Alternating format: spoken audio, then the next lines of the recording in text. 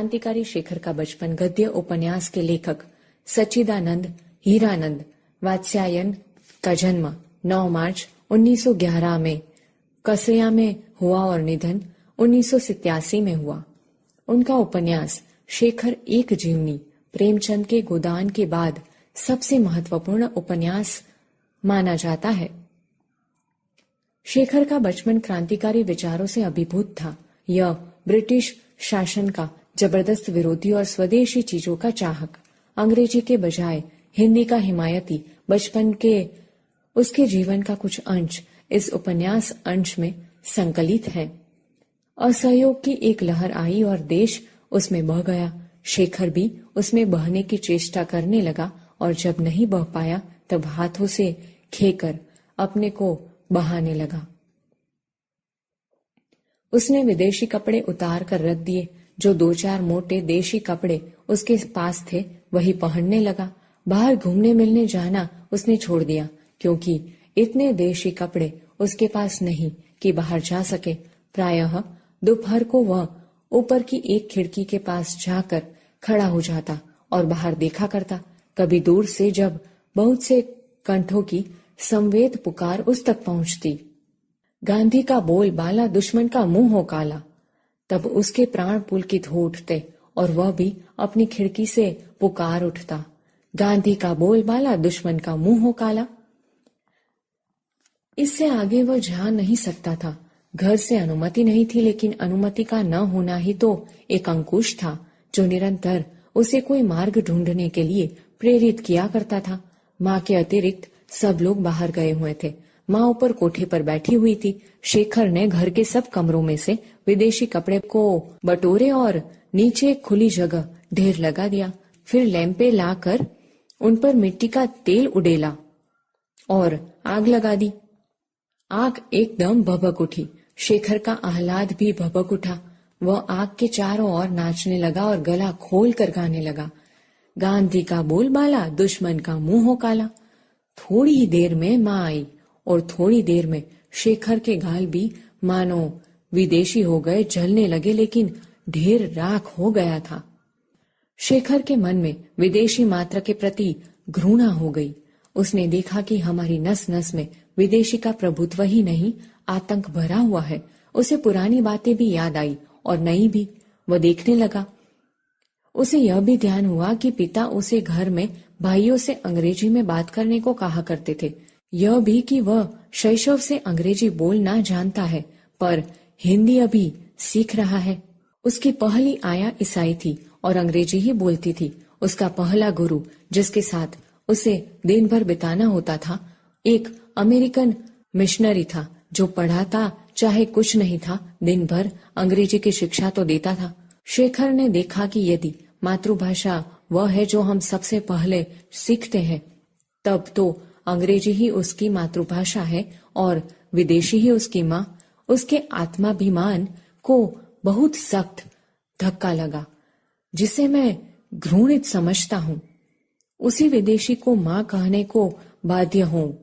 उसने उसी दिन से बड़ी लगन से हिंदी पढ़ना आरंभ किया और चेष्टा से अपनी बातचीत में से अंग्रेजी शब्द निकालने लगा। अपनी आदतों में से विदेशी अभ्यासों को दूर करने लगा और अपने हिंदी ज्ञान को प्रमाणित करने के लिए और गांधी के प्रति अपनी श्रद्धा, जिसे व्यक्त करने का और कोई साधन उसे प्राप्त नहीं था, प्रकट करने के लिए उसने एक राष्ट्रीय नाटक लिखना प्रारंभ किया। जीवन में देखे हुए एकमात्र खेल की स्मृति अभी ताजा थी, इसलिए उसे लिखने में विशेष कठिनाई नहीं हुई। प्रस्तावना तो ज्यों की त्यों हथिया ली, केवल कहीं कहीं कुछ मामूली परिवर्तन करना पड़ा। उसके बाद नाटक आरंभ हुआ। एक स्वाधीन लोकतंत्र भारत का विराट स्वप्न, जिसके राष्ट्रपिता गांधी है और सिद्धि के लिए साधन है अनवरत कताई और बुनाई। विदेशी माल और मनुष्य का परित्याग और प्रत्येक अवसर पर दूसरा गाल आगे कर देना। सत्य हरिश्चंद्र का इंद्रलोक आरंभ से हटकर अंत में आ गया था, अपने ऊपर शेखर की प्रतिभा द्वारा सूर्यास्त के सुनहरे टापू की छाप लेकर। शेखर के नाटक का अंतिम दृश्य था स्वाधीन और बाधाहीन भारत। एक स्थूल आकार प्राप्त स्वप्न। नाटक पूरा हो गया। शेखर ने सुंदर देशी स्याही से उसकी प्रतिलिपि तैयार की और उसे अपनी पुस्तकों के नीचे छिपाकर रख दिया। पहले साहित्यिक प्रयत्नों की गति उसे अभी याद थी, इसलिए उसने अपना यह नाटक, यह अमूल्य रत्न किसी को नहीं दिखाया, सरस्वती को भी नहीं। और हर समय जब जहां वह जाता उसके मन में एक ध्वनि गूंजा करती, मैं शेखर हूँ, एक अपूर्व नाटक का लेखक चंद्रशेखर, और मैंने अकेले ही बिना किसी की सहायता के अपने हाथों से उसका निर्माण किया है। स्वाधीन बाधाहीन भारत के उस चित्र का मैंने। शेखर के पिता एक दिन के दौरे पर जा रहे थे और शेखर साथ था। बांकीपुर स्टेशन पर सामान रखकर पिता और पुत्र वेटिंग रूम के बाहर टहल रहे थे। शेखर कुछ आगे, पिता पीछे पीछे।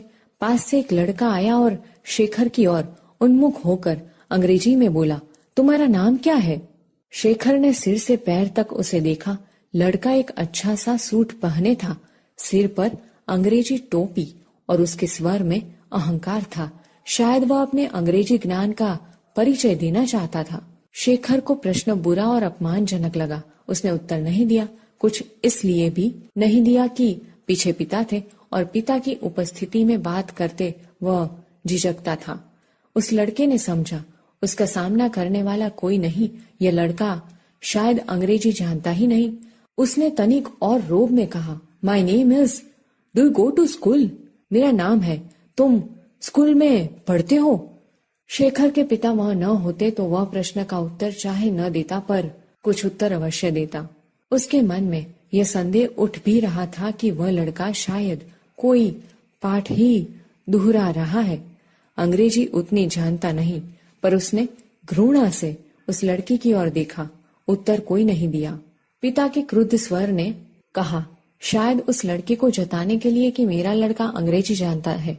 जवाब क्यों नहीं देते? शेखर और भी चिढ़ गया और भी चुप हो गया। वो लड़का मुस्कुराकर आगे बढ़ गया। पिता ने कहा, इधर आओ। शेखर उनके पीछे पीछे वेटिंग रूम में गया तो पिता ने उसका कान पकड़कर पूछा, जवाब क्यों नहीं दिया? मुंह टूट गया है? तभी ट्रेन आ गई और शेखर कुछ उत्तर देने से या उत्तर न देने की गुस्ताखी करने से बच गया। दूसरे दिन घर पर पिता ने माँ से कहा, हमारे लड़के सब बुद्धू है, किसी के सामने तो बोल नहीं निकलता। शेखर ने सुन लिया।